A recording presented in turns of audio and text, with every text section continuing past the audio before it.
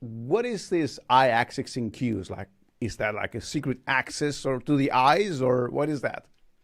It's a secret access to the brain through the eyes. So Okay. yes, and as you of course know, you're well versed in all of this, of course, and it's something that gives us the ability to look at someone in a normal during a normal conversation, quote unquote normal conversation, because you have to Yeah. guide a little bit. But you can watch their eyes during that conversation and get a glimpse into what they are thinking during the conversation based on where they are looking.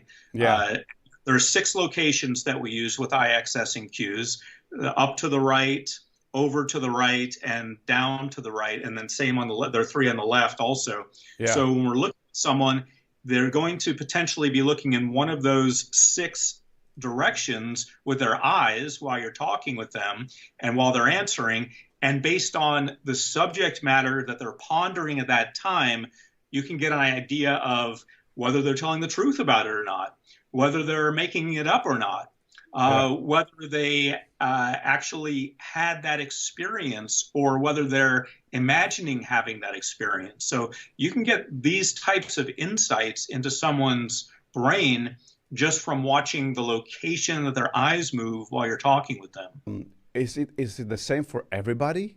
I mean, are we so we know that word automaton, and are we so like robots? Everybody is the same every time, all the time, in every way, or how is that working?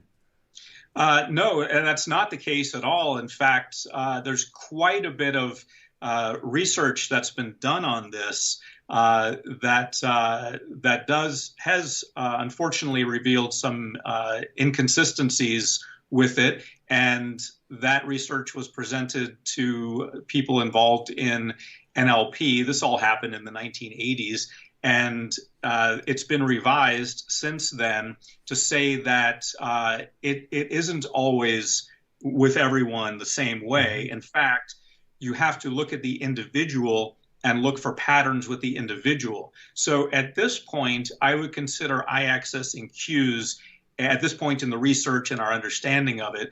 I would look at eye accessing cues as a starting point for Hmm. you to begin to understand the individual. Some people are oppositely oriented, as it's called. In other words, you learn all the rules for them, you look at them, and they're actually doing the opposite. So when you think they're telling a lie, they're telling the truth, for example. So what I recommend to cut through all of that is to calibrate. You need to calibrate with each individual person. You need to ask them a series of questions that will find out for them how they are oriented. When someone Okay. looks up to the left, they're remembering something. And when someone looks up to the right, they are creating something. Okay. We start with that premise. It's not always the case for Yeah, everyone. it's not set in stone. Yeah, got you. Exactly. It's probably gotten a lot of use from people, male or female, in a Hmm. relationship of any kind. We shouldn't define that either. Hmm. And figuring out whether or not their counterpart has been faithful or not. You know, where were you last night? Well, you say you were Hmm. at so and so's house. Well, what was it like there?